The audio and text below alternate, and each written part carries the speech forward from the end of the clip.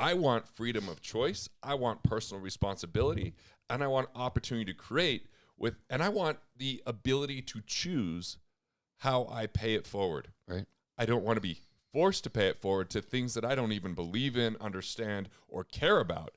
But I do care about humanity. And I think that far too many people think that as soon as you say capitalism, there is no soul.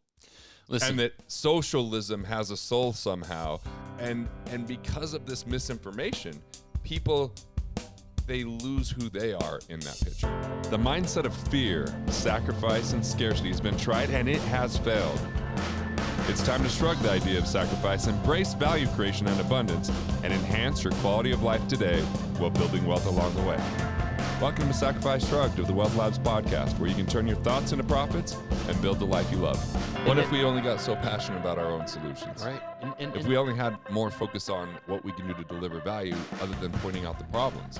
Like, we start with what's the philosophical construct that's holding people back. Yes, we're identifying the problem, but we're identifying it with the intention to create a better solution, not to point fingers and judge.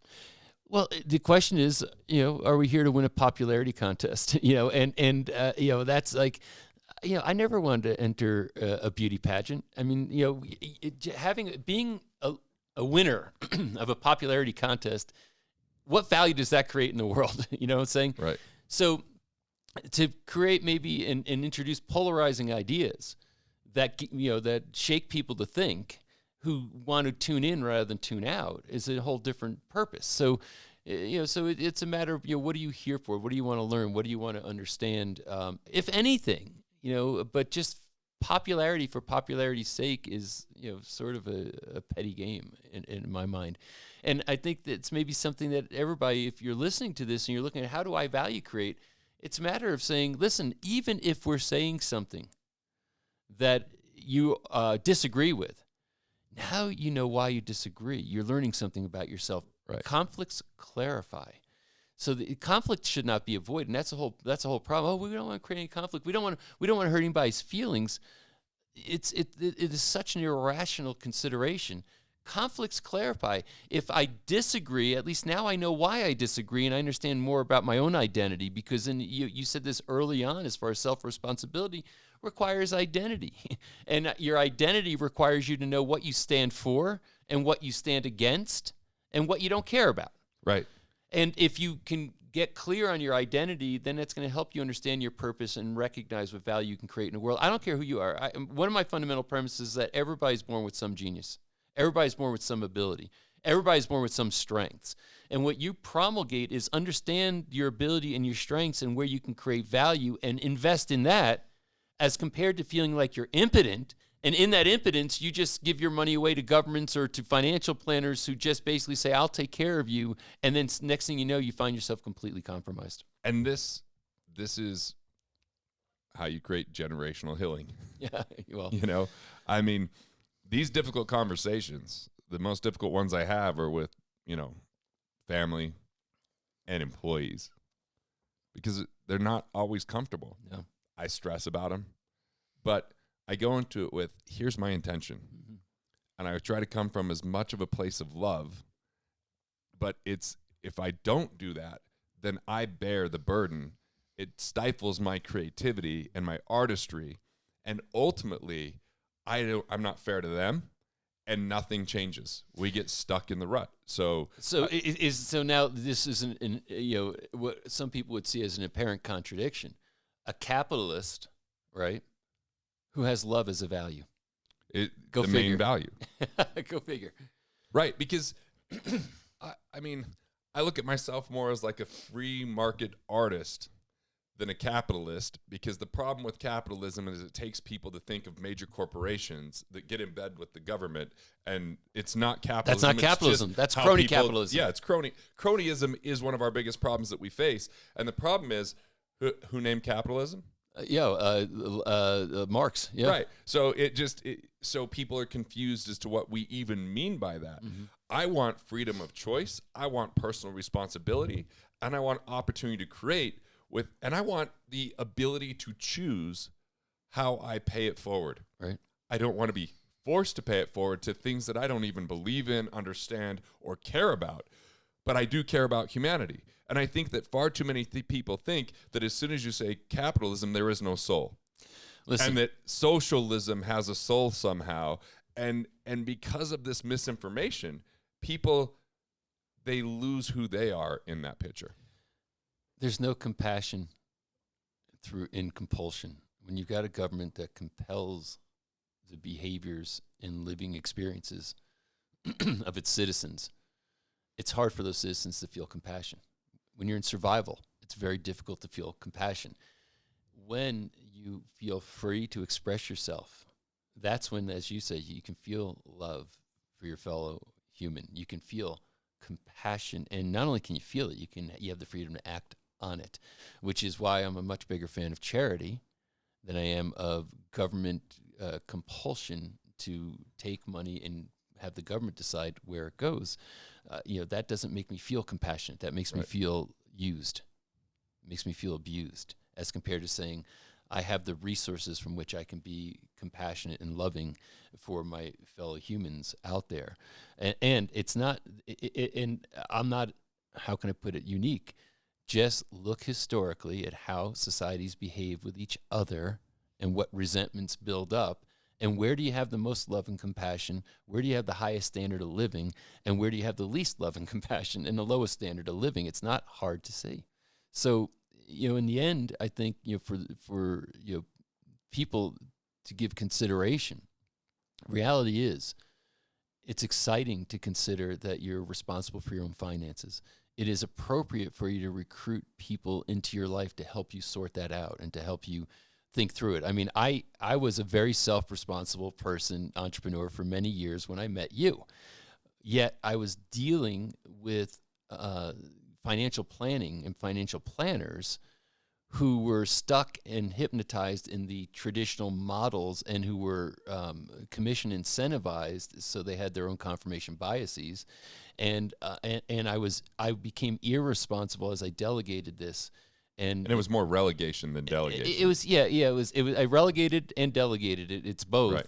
And because that's what we're taught.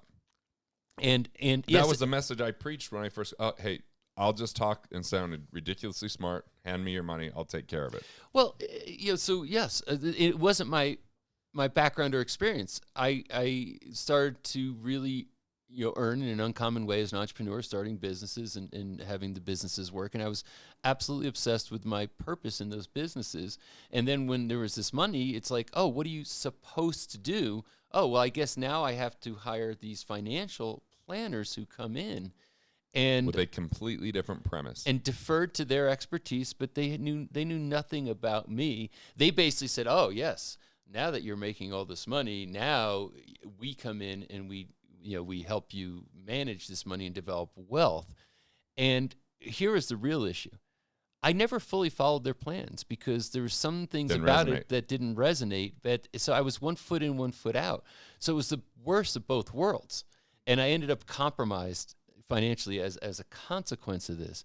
And I can remember when you and I first met and you started to literally, take the veil down and let me see the light of this whole world, saying, oh, wait a minute, everything I understood about philosophy, purpose, and life, you've applied that to this world called financial development, wealth development, financial planning, et cetera.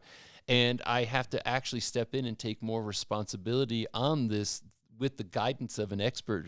As you said, when it came to health or health development or health technology, the worlds I lived in, you couldn't just say, I'm going to take that on without some expertise. Right. So you've spent your life and passion in the realm of wealth development for people who were, had some level of production and said, I now can guide you as an expert. I'm not here to have you shirk your responsibility in this realm.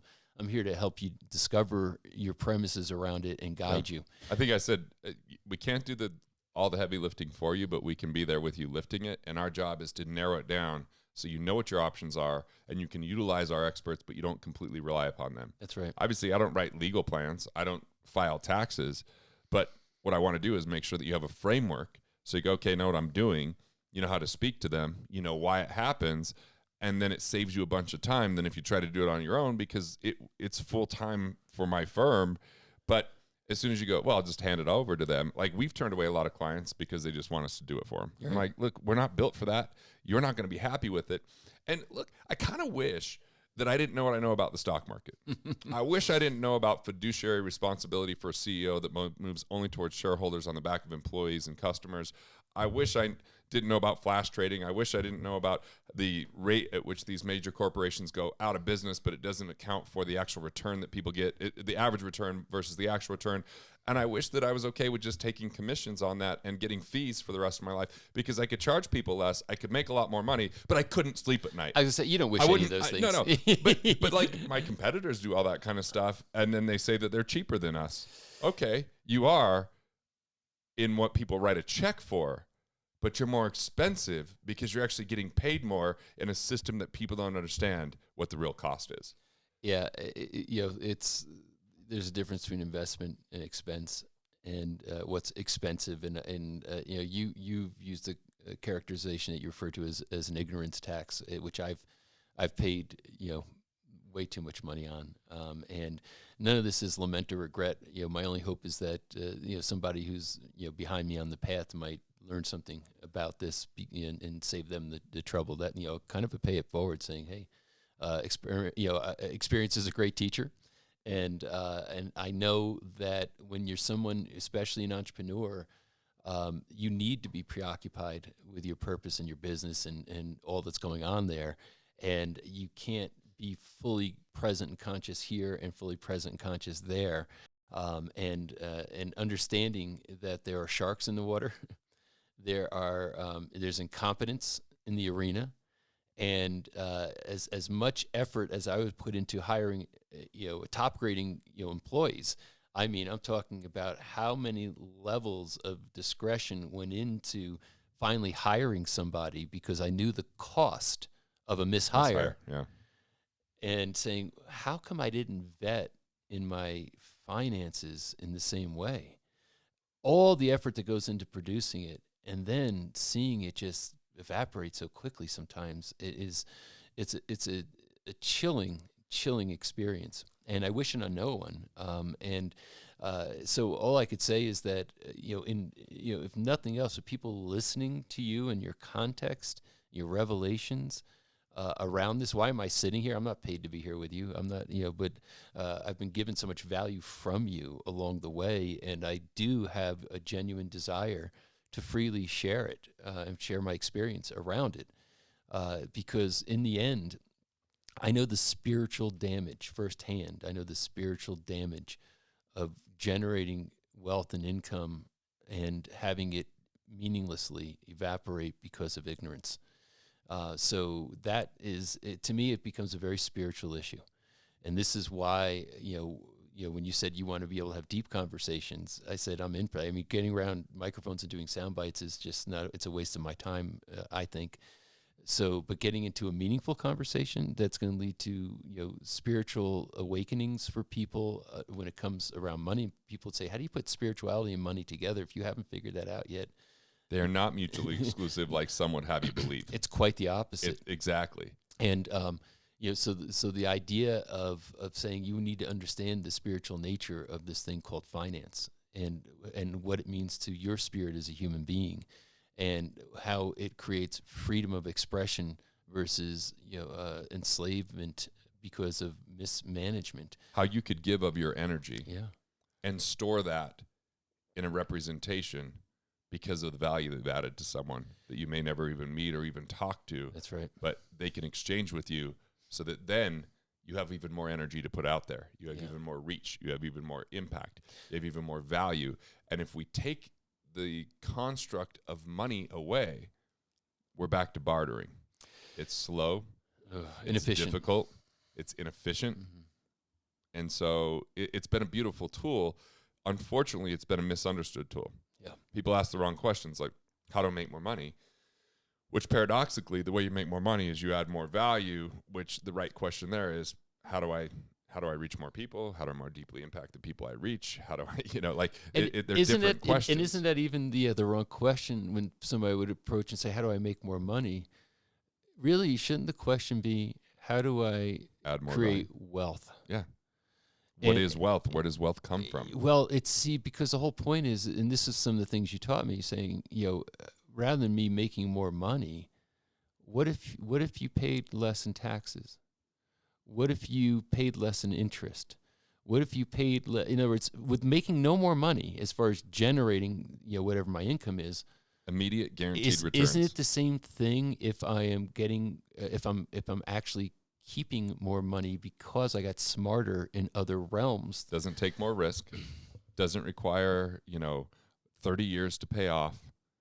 And we did the study on what would the Rockefellers do. We Mike Isom and I, he ran these software calculations of what if you double your rate of return, what if you quadruple your rate of return of your existing investments versus what if you just plug leaks? Yeah. What if you save on tax? And what we found was the rate of return was beyond sustainability on trying to make money on the 10% you're saving versus all of the income that's coming in, keeping more of it because you've structured your loans properly. You're not paying too much in interest. You don't have duplicate coverages with insurance. You're not overpaying on your taxes.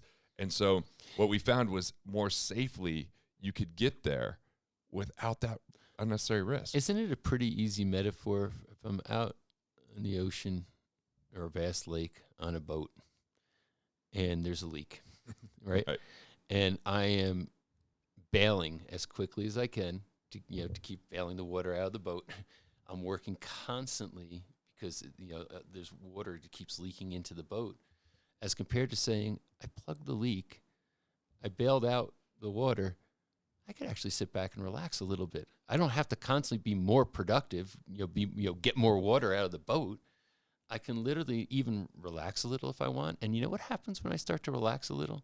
I get creative. Yep. And when I get the artist can come out. When I get creative, all of a sudden I start producing more.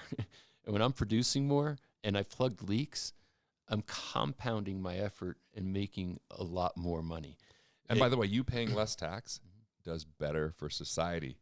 You own a business. You hire people. You're accountable to your business. That's right. When you give the money to the government, how much of that actually translates to things that you really want to see happen in the world? Yeah, I mean, it's an easy understanding that the answer is it's completely inefficient. And you're right. Entrepreneurs who have value creation driving them and, a notion. I mean, and people say, well, it doesn't work that way. People get rich. I mean, do you really think anybody's putting money under a mattress? Money is going somewhere. Well, how many? If it's in the banking system, it's being lent out into the system.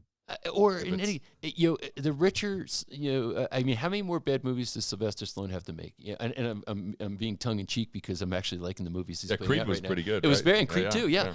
But but the point is, imagine if somebody like that gets fleeced, and the people who want to invest in this movie get fleeced to a point where they can't invest in more movies. There's no amount of money. Sylvester Stallone doesn't have to make another movie. He's got more money than his grandkids are going to spend. You know what I'm saying?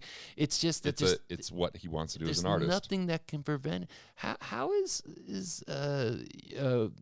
what's his name, Buffett, going to Berkshire Hathaway and going to work every day at this age? There's no amount of money that can buy him out of what he does. That's the power of purpose. That's the power of purpose. I mean, Bill Gates, love him or hate him. It's like when he was worth $50 billion, he still went to work every day and didn't even go as the CEO.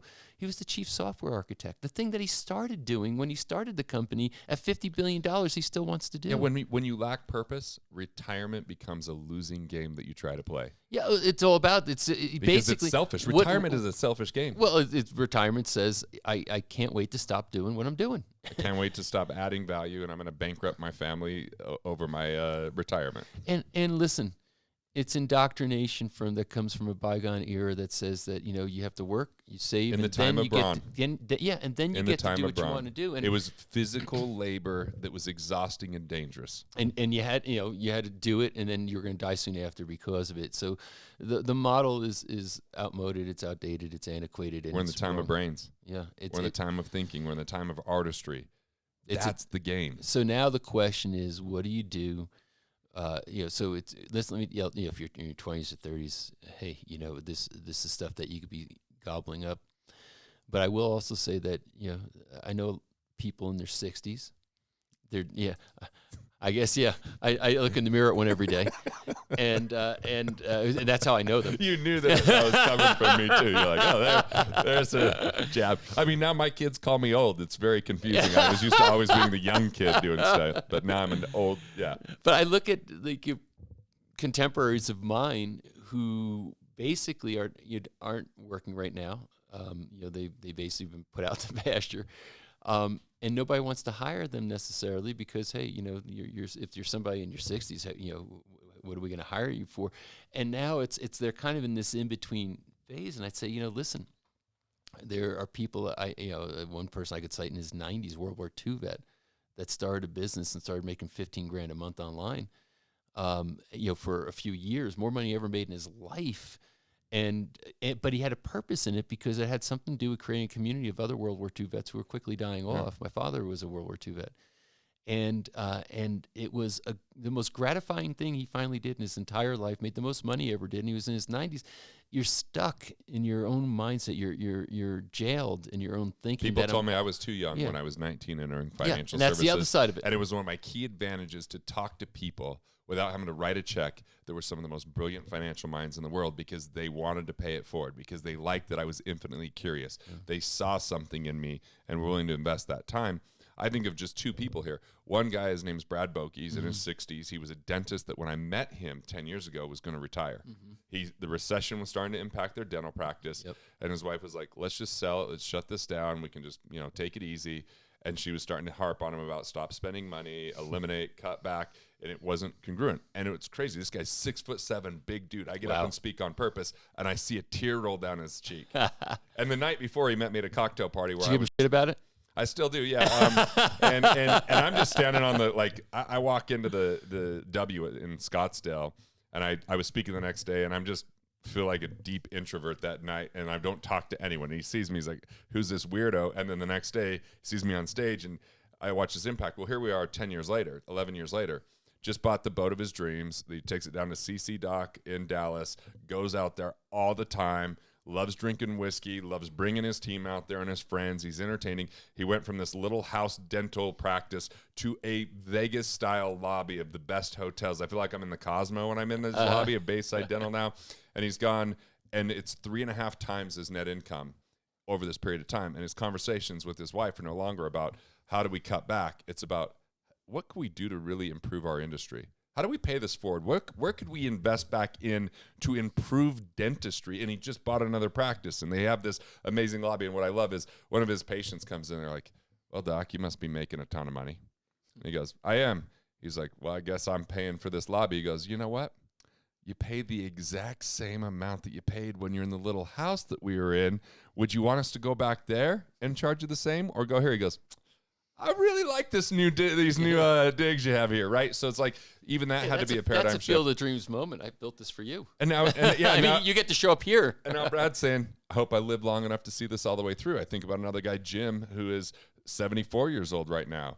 When he met us 3 years ago, he was in the grind. His wife, Kathy, who's a grandma, wasn't spending time with the grandkids because she's cleaning up the messes in his business. And he never broke the 7-figure revenue mark. He's now over 10 million of revenue in the last year. Right. But even more importantly, he hired 4 mobility challenged people because his business is helping serve the mobility challenged. Right. And so he is now dreaming 20 to 25 hours a week, creating partnerships with Lyft and with the Veterans Association. And isn't that better than a charity trying to help these people? Right. And now what he's telling me is, I hope I can live long enough to see this through. That's the power of purpose. That's what we're really trying to talk about here in finance, not just, the basics of budgeting, because budgeting is selfish and isn't going to get you anywhere. You only budget when you're a train wreck. When you can get past the point of survival into thrival, budgeting will hold you back, not help you. There's an alternative called mindful cash management. There's an alternative called value-based spending. And what it comes down to is impact and value creation. And that's what I'm here on the world to help people see. It's time to shrug, sacrifice, and instead embrace love, embrace life, and really go out there and have quality of life at the forefront so you can live the best life and who you actually are.